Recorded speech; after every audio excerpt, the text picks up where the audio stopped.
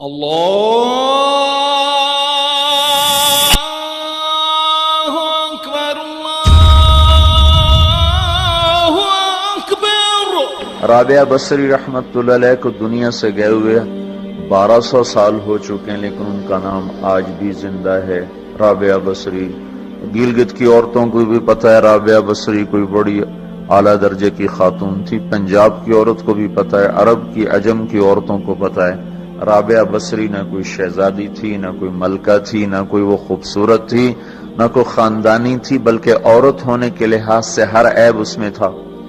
خاندان اچھا ہونا چاہیے تو وہ غلام تھیں، باندی تھی۔ شکل اچھی ہونی چاہیے تو وہ بدصورت تھیں، کالی تھی۔ پہ چلو شکل بے کیسی ہو، خاندان کیسا، اولاد کے قابل تو ہو۔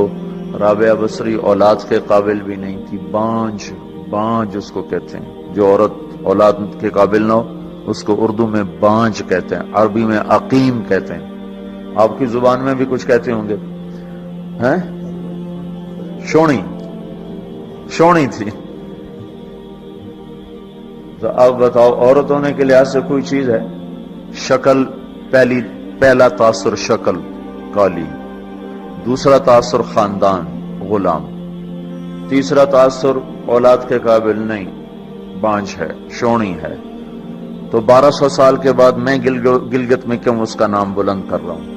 میں نے کسی بادشاہ کی بیوی کا نام تو نہیں لیا، سکندر کی بیوی اور بنو امیہ اور بنو عباس کی ملکہ اور بیگمات، ان کے نام تو نہیں لیے۔ میں کہہ رہا ہوں رابعہ بصری،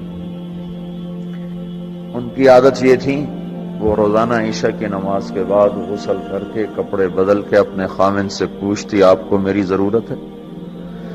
اگر وہ کہتے کوئی نہیں ہے تو پھر پوچھتی مجھے اجازت ہے؟ وہ کہتے اجازت ہے تو پھر مصلی پہ کھڑی ہو جاتی ہے اور فجر کی نماز تک مصلی پر کھڑی رہتی تھی۔ ان کا خامن جلدی فوت ہو گیا، جوانی میں ہی بیوہ ہو گئی۔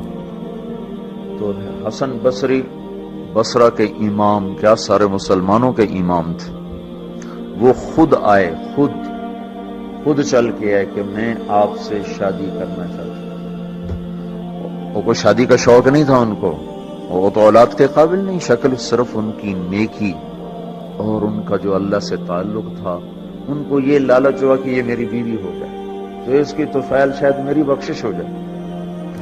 تو ان کے پاس آئے، کہنے لگے رابعہ میں آپ سے شادی کرنا چاہتا ہوں، خود پیغام لے کر آئے۔ تو انہوں نے فرمایا میری 4 باتوں کا جواب دے دو تو میں شادی کر لیتا ہوں۔ کہنے لگے کیا؟ کہ یہ بتاؤ میں جنتی ہوں کہ دوزخی ہوں؟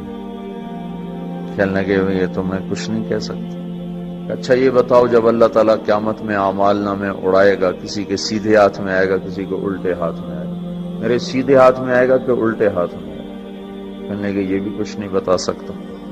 کہنے لگے اچھا یہ بتاؤ جب اللہ نیکیوں کو تولے گا، کسی کی نیکیاں بڑھ جائیں گی، کسی کے گناہ بڑھ جائیں گے، میرے گناہ زیادہ ہوں گے نیکیاں زیادہ ہوں گی؟ کہ یہ بھی نہیں بتا سکتا۔ کہ اچھا یہ بتاؤ جب لوگ پل سراج سے گزریں گے، کوئی پار نکل جائیں گے، کوئی نیچے گر جائیں گے، تو میں پار نکلوں گی کہ دوزخ میں گروں گی؟ کہنے لگے یہ بھی میں نہیں بتا سکتا۔ تو پھر فرمایا اچھا جاؤ مجھے تیاری کرنے دو، مجھے ان 4 باتوں کی تیاری کرنی ہے، میرے پاس شادی کے لیے وقت کوئی نہیں ہے۔ ایک دن اٹھی، سالن پکانے کے لیے سالن ہانڈی، دیکھا تو پیاز کوئی نہیں، اب پیاز کاٹ کے ہانڈی میں ڈالا جاتا ہے۔ اب پریشان بیٹھی ہیں، نہ کوئی بیٹا، نہ بیٹی، نہ خامند، نہ بھائی، نہ کوئی خادمہ۔ تب سوچ میں پڑی پیاز کہاں سے لوں؟ اوپر سے ایک چیل اڑتی ہوئی جا رہی تھی، اس کے پنجوں میں پیاز تھا۔ جب وہ اوپر آئی ہے تو اس کے پنجے چھوٹے اور پیاز سیدھا رابعہ بصری کی گود میں آ کے گرا۔ جو ہم سے دوستی لگاتے ہیں ہم پرندوں کو ان کا خدمت گزار بنا دیتے ہیں، ہاں جو اللہ سے دوستی لگا لیتے ہیں اللہ دنیا ان کے لیے مسخر کر دیتا، اللہ دنیا ان کے پاؤں میں ڈال دیتا۔ تو جب ان کا انتقال ہوا، رات کو ان کا انتقال، تو اپنی خادمہ سے کہا بس 2-4 آدمی بلا کے مجھے جلدی سے دفن کر دو، کسی کو نہ بتاؤ، صبح لوگوں کو بتا دینا۔ اور مجھے کفن دینا میری اس چادر میں جس میں میں تہجد پڑا کرتی تھی۔ تو انہوں نے راتوں رات دفن کر کے صبح اعلان کیا، شور مچ گیا، ہائے کیوں بتایا، کیوں نہیں بتایا، کیوں۔ تو اگلی رات ان کی خادمہ نے ان کو خواب میں دیکھا، سبز لباس پہنا ہوا، حسن و جمال، سورج چہرے پہ چمک رہا۔ پوچھا آپ کے ساتھ کیا ہوا؟ کہا میرے اللہ نے میرے ساتھ بہت عمدہ معاملہ کیا۔ کہا آپ کی وہ چادر کہاں گئی جس میں آپ کو کفن دیا تھا؟ کہا وہ اللہ تعالیٰ نے اتار لی ہے اور مجھے جنت کا جوڑا پہنایا ہے، اور اس چادر کو اللہ نے سنبھال کے رکھا ہے، جب قیامت کے دن میری نیکیوں کو اللہ تولے گا تو اس چادر کو بھی اس میں تولے گا۔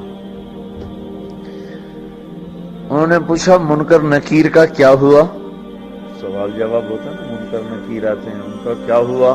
کہا وہ آئے تھے تو انہوں نے مجھ سے کہا من رب کی، تیرا رب کون ہے، تیرا رب کون ہے؟ تو میں نے منکر نکیر سے کہا جس اللہ کو 40 سال نہیں بھلایا اس کو 4 ہاتھ زمین کے نیچے آ کر میں بھول جاؤں گی۔ یہ نہیں کہا ربی اللہ ہے، بلکہ ان کو یوں کہا کہ جس رب کو 40 سال میں نہ بھلا سکی اس کو 4 ہاتھ زمین کے نیچے آ کر میں بھول جاؤں گی۔ تو منکر نکیر نے کہا اس کا آگے کیا حساب لینا، چلو بھائی واپس چلو، چلو بھائی واپس چلو۔ یہ بات آپ نے حضرت عمر سے فرمائی تھی، عمر وہ کیا دن ہوگا جب تو قبر میں ہوگا اور منکر نکیر آئیں گے زمین کو چیرتے ہوئے، اور ان کے ہاتھ میں ہتھوڑا ہوگا، ساری دنیا کے انسان جن اٹھانا چاہیں تو اٹھا نہیں سکیں گے، اور ان کی آواز میں بجلی کی کڑک ہوگی، اور وہ زمین کو چیرتے ہوئے آئیں گے، ان کے دانت لمبے ہوں گے، تو وہ آ کر تم سے سوال کریں گے من ربک ما دینک من نبیک۔ تو حضرت عمر کہنے لگے یا رسول اللہ میرے ہوش ٹھیک ہوں گے، جیسے میں اب بیٹھا ہوں میں ایسے ہوں گا؟ تو ہمارے نبی نے فرمایا ہاں تو ایسے ہی ہوگا جیسے تو اب بیٹھا ہوا ہے۔ تو کہنے لگے پھر میں اچھی طرح ان سے نمٹ لوں گا۔ تو جبریل آئے، جبریل آئے، کہنے لگے یا رسول اللہ ہم دیکھ رہے ہیں آگے کہ عمر کو جب قبر میں ڈالا جائے گا اور آ کر منکر نکیر ان سے سوال کریں کہ مر ربک، تو یہ کہیں گے ربی اللہ فمن ربکما، میرا رب تو اللہ ہے، تم بتاؤ تمہارا رب کون ہے؟ میرا دین تو اسلام ہے، تم بتاؤ تمہارا دین کیا ہے؟ تو وہ منکر نکیر کہیں گے عجیب بات ہے، ہم تمہارا حساب لینے آئے کہ تم ہمارا لا